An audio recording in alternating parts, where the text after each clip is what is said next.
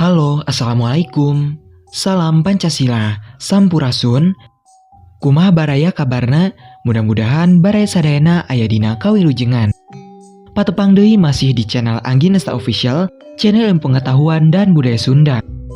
Baraya, dina danget ayeuna simkuring seja ngaguar perkawis kabinekaan. Naon atuhnya ari kabinekaan teh? Baraya tangtosna kantos tumanya.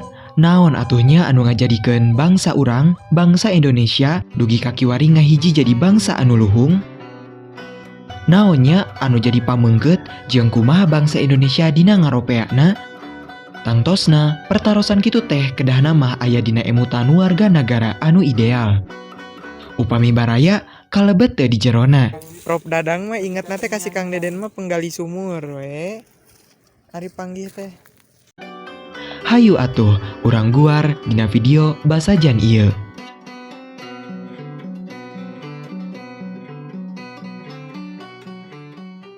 Tos tika pungkur, pangadeg bangsa atanapi founding fathers urang ngemutan perkawis ieu teh.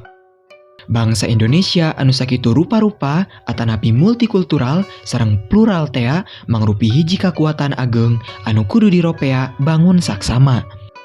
Supaya jadi dadasar anu panceg dina pangropea negara.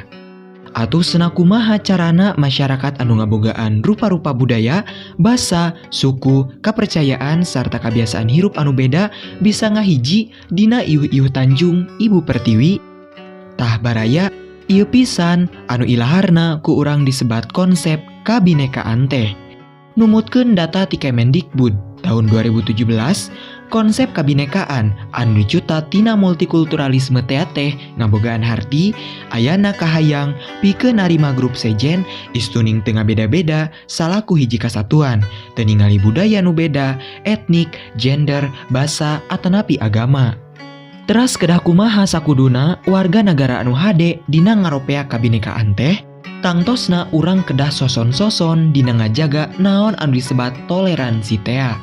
Ngalangkungan toleransi, urang diajak pikeun nilik kalayan telik, kaayaan hirup kumbuh salaku bangsa anu multikultural, ku cara anu sapagodos jeung dasar negara urang nyaeta Pancasila.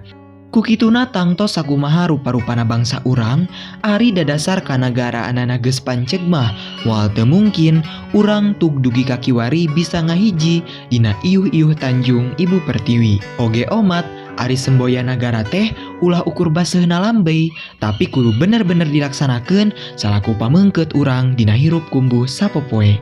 Tah baraya kitu pisan konsep kabinekaan anu kedah dirojong ku sararea. Simkuring pun Anggi Nesta undur pamit, sampurasun, salam Pancasila.